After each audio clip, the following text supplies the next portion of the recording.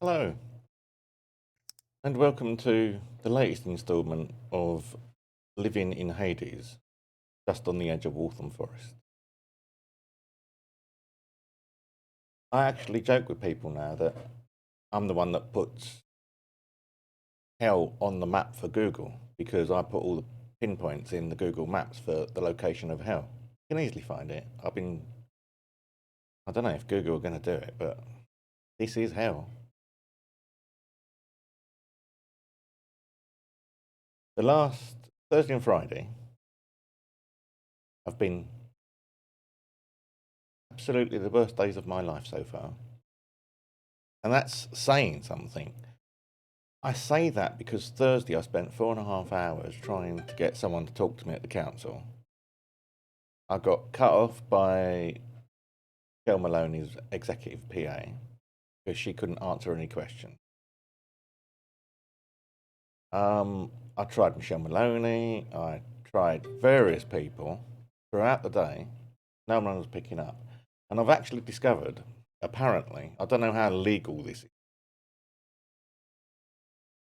that Waltham Forest Council have allowed some direct extensions to block private calls, which I find fucking ironic because when I do it, they tell me off for not being communicative and cooperative, and yet it's all right for some of their extensions to block. I have tested it, it's not my phone, nothing to do with my end, because when you take 141 off, it goes through.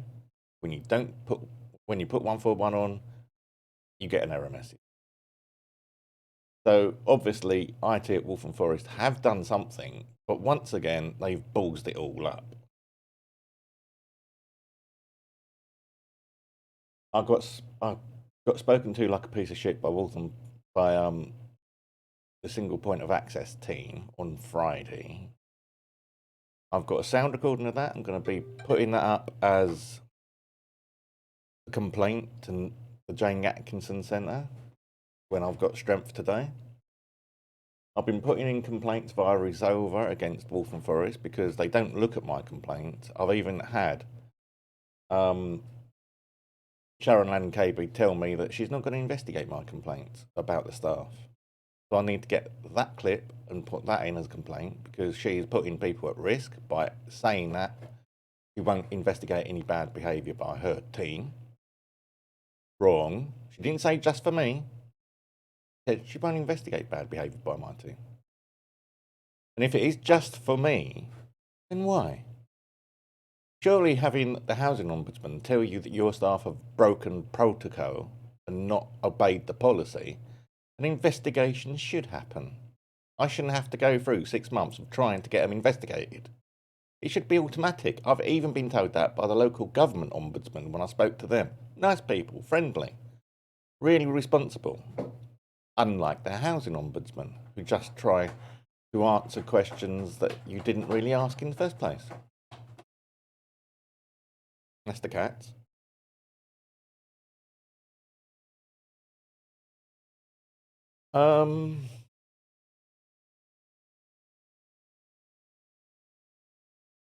For a bit more light on the subject. What else is happening? I haven't done any shopping this week. Can't be bothered. Nearly ate rotten sausages yesterday. As I was cooking, they just smelt wrong when they were cooking, so I had to throw those away. And have to have fish fingers and beans dinner. I mean, I would like to say I don't know why people aren't talking to me. But I know. The thing is, they're covering up their incompetence and lies. I can prove they've lied. No one gives a monkeys, though. I've got lots of evidence down here. Remember, I record all my phone calls. So there's already a contradiction between what, for example, Junad said in a phone call October last year and what he and his officers have put down in writing.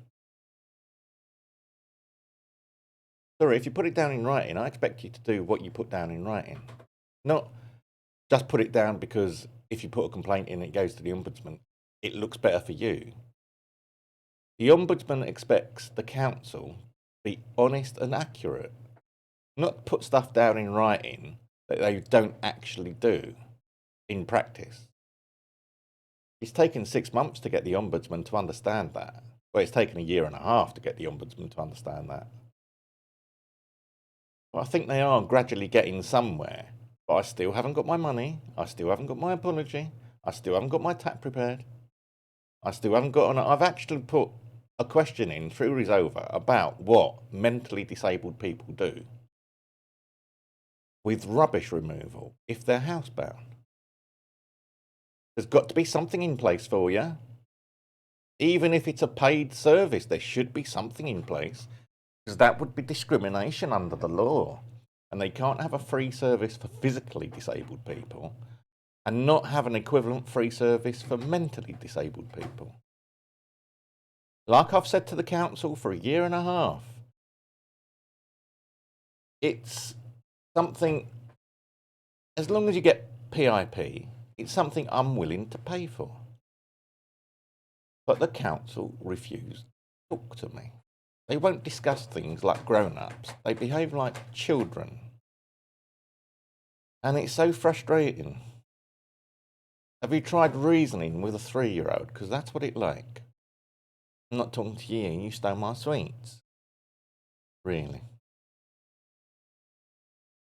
What else is there? What else is there, boys? I know you're having fun down there. They're amazed because Daddy's out of bed finally. I only scraped myself out of bed 20 minutes ago.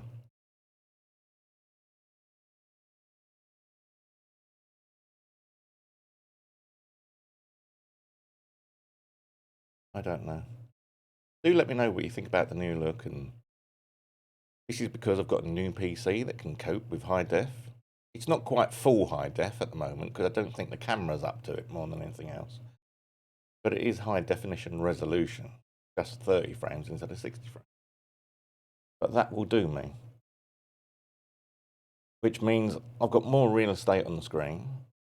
It's better resolution for the images over there, and it can cope with moving borders. And the processor is hardly being touched. I could do this 8 or 9 times over and it wouldn't be hitting 100% yet. So yes, it's worth upgrading to get a decent PC so you can get decent video captured. What are they doing, these children? Cats, eh?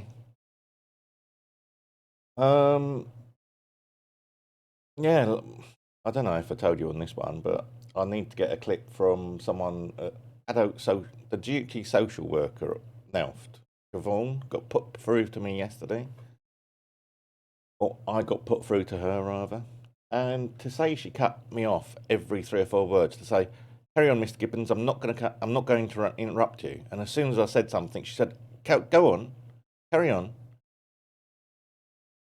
So I phoned back for the 3rd time to NHS 111 and said she's made me 10 times worse, which she had. She'd actually driven me to tears. And that's someone who's supposed to be trained. Well, God help us all if she's trained. I don't know. Where are we? 8 minutes? I think for my first return video, I'm going to cut that short because, hey, I'm not in the right frame of mind. I'm just on here to tell everyone that I'm still alive. Not that many people actually care. The only people that actually call me is a Chinese woman called April and Michelle, my friend in Stratford. And she's a genuine, I mean, they're both genuine friends. It's just hard to communicate with April. She does her best, bless her.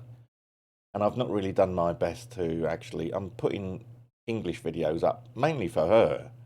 I've done 2 so far, but I'm going to try and do more.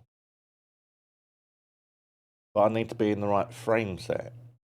And I'm not currently in that.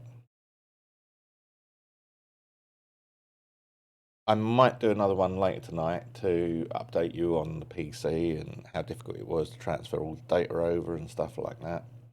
But thanks to Windows 11 and Microsoft OneDrive, things are fantastic. It was the easiest transfer I've had for a long time. The only problem I had was OBS. I imported all the settings, but because I've moved the drive, because I've now got an external, well, a proper hard drive, a 1 TB hard drive, I can put everything on there. So I downloaded all that, and all the paths in OBS were wrong. So it came up with errors every time you launched it. So I had to search for a text file in OBS. I'll have to find out what file it was. But there's one file and you just do a replace. But what I found out, you have to do a replace with the wrap feature on. And then it finds all the assets and that. It was good that before I'd done all this, a couple of months ago, I'd moved all the assets into a single folder. There's my boys. Merlin playing with you three as well, you two as well. I think Merlin's done a bunk. Anyway, I'm going to love you and leave you. This is Bill Gibbons signing out from somewhere on the edge of Hades.